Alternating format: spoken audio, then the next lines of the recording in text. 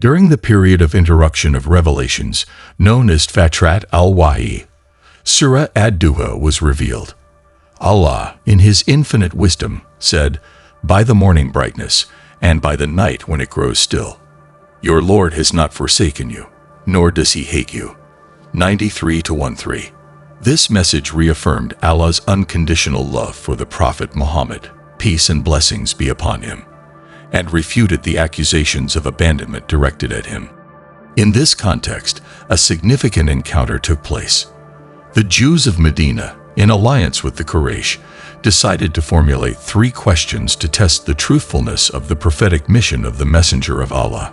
These questions were carefully chosen, aiming to discredit him and sow doubt among his followers. With the intention of testing him, they approached and said, "O Muhammad, if you are truly a prophet, answer us. Who were the young men who sought refuge in a cave? Tell us about the man who traveled to the ends of the earth. Also speak to us about the nature of the soul." The Prophet Muhammad, peace be upon him, confident that Allah would reveal the answers to him, assured them that he would respond the next day. However, at that moment, he forgot to add the phrase, "Inshallah," if Allah wills. For several days, the revelation did not descend. This silence was a test for both the Prophet and his followers, and an opportunity for the Quraysh to mock him, saying, "Where are your answers, Muhammad? You promised to respond, but it seems that your Lord has abandoned you." Despite the provocations, the Prophet, peace be upon him, displayed exemplary patience, maintaining his trust in Allah and praying fervently. This episode demonstrated his noble character in the face of adversity. After 15 days of waiting, the angel Gabriel descended with the answers to the questions along with an important lesson. "And never say of anything, 'Indeed, I will do that tomorrow,' except when adding, 'If Allah wills,' and remember your Lord when you forget and say, 'Perhaps my Lord will guide me to what is nearer than this to right conduct.'" Surah Al-Kahf 23-24.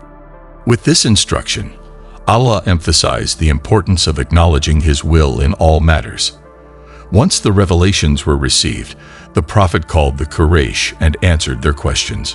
Regarding the young men of the cave, he narrated the story of a group of believers who lived under the rule of a tyrant who enforced idolatry. These young men, refusing to submit, sought refuge in a cave.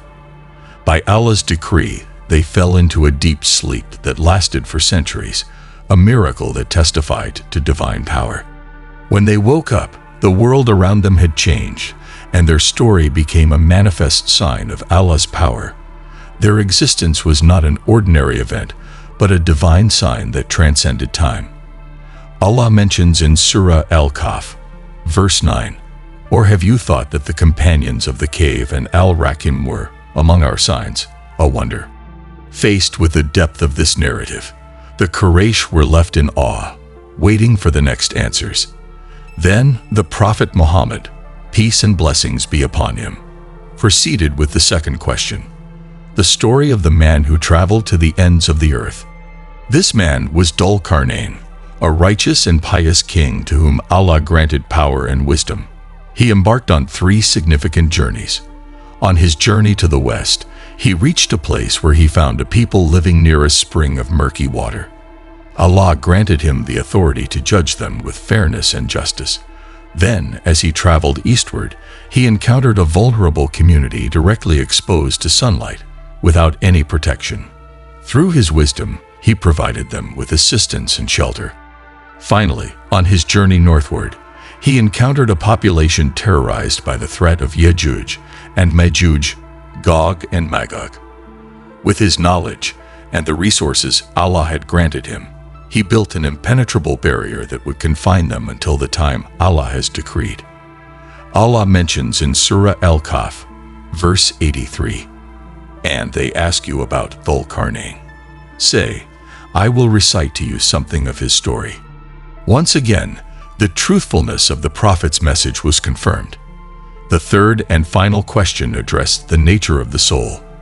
The Prophet Muhammad, peace be upon him, responded with the revelation that Allah commanded him to convey. and they ask you about the soul, say, the soul is of the affair of my Lord, and you have not been given of knowledge except a little. Surah Al-Isra 17-85.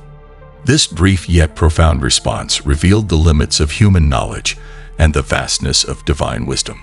The nature of the soul is a mystery that only the Creator fully understands. The Quraysh and the Jewish scholars were left bewildered, as no person without divine revelation could have provided such detailed and precise answers. This event strengthened the faith of the believers and reaffirmed the prophetic authority of Muhammad. Peace and blessings be upon him. His mission was not only to convey knowledge, but to guide hearts with the light of revelation. From this story, valuable lessons can be drawn. It reminds us of the importance of trusting in Allah, for He alone possesses absolute knowledge and supreme power. It also teaches us the necessity of humility and submission, manifested in the practice of saying inshallah in our decisions, recognizing that nothing happens without His permission. Finally, this narrative renews within our hearts a deep love for the Prophet Muhammad. Peace be upon him. Despite the challenges and doubts he faced, he always conveyed the divine message with absolute truth and perfection. May this story inspire us to follow his teachings, strengthen our faith, and always remember that everything is in the hands of the Almighty.